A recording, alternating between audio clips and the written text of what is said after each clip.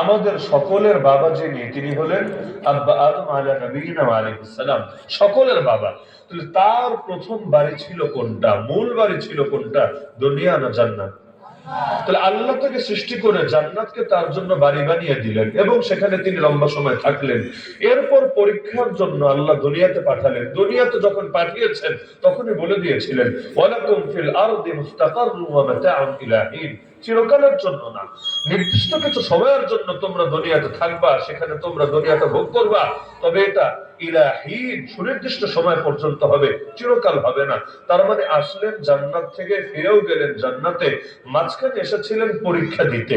তাহলে এই যে পরীক্ষার হল, যেটা পরীক্ষার হলকে কেউ বাড়ি বলে না, না এই ঠিকানা বলে, না বর্তমান ঠিকানা বলে। পরীক্ষার হল তো পরীক্ষার হলই, ভাঙা ঘরই হোক আর এসি রুমই হোক, পরীক্ষার হল পরীক্ষার হলই, এটা সাময়িক জায়গা।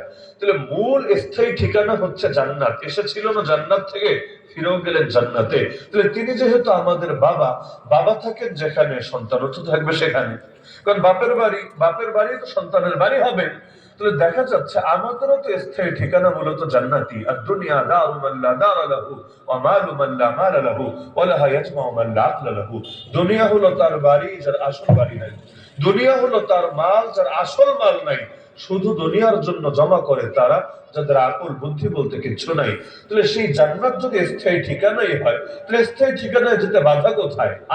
বাধা হলো এখানে, কিছু মানুষ এত বেশি অপরাধ করে, এত বেশি পাপ করে, যে এরা নিজের এলাকায়, নিজের গ্রামে যাওয়ার মুখও হারিয়ে ফেলে। যেমন জুলাই আন্দোলনের পরে অনেক এলাকা ছাড়া হয়েছে, 6 মাস হয়ে যাচ্ছে, এখনো এলাকায় ফিরে আসেনি। কেন?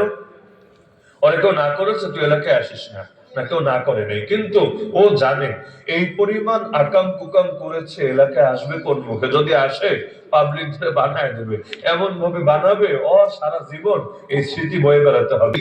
নিজের উপর নিজে অত্যাচার করেছে, অন্যায় করেছে বলেই এখন এলাকায় মুখ দেখানোর, এলাকায় ফিরে আসার যোগ্যতা হারিয়ে ফেলেছে। তো দুনিয়াতে এসেও যারা নিজের উপর জুলুম করে, পাপের মাধ্যমে, গুনাহের মাধ্যমে, আল্লাহ নাফরমানের মাধ্যমে, অবাধ্যতার মাধ্যমে, তারাও বাপের বাড়িতে ফিরে যাওয়ার, নিজের আসল ঠিকানায় ফিরে যাওয়ার মুখই হারিয়ে ফেলে, ওকে ধরে ধরে জাহান্নামে নিক্ষেপ করা হয়ে থাকে। এজন্য পাপ করাকে বলা হয় জুলুম করা।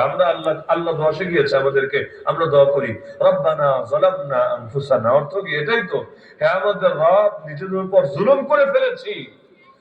আদম আলাইহিস সালামকে আল্লাহ যখন বললেন দুনিয়ায় চলে যাও, জান্নাত থেকে বেরিয়ে যাও, ওই সময় যেই বাক্যগুলো বলে তিনি মুক্তি পেয়েছিলেন, আল্লাহ তার তওবা কবুল করেছিলেন, ওই বাক্যগুলোই ছিল এই বাক্য, ক্বালা রব্বানা যালামনা আনফুসানা ওয়া ইল্লাম তাগফির লানা ওয়া তারহামনা লানাকুনান্না মিনাল খাসিরিন।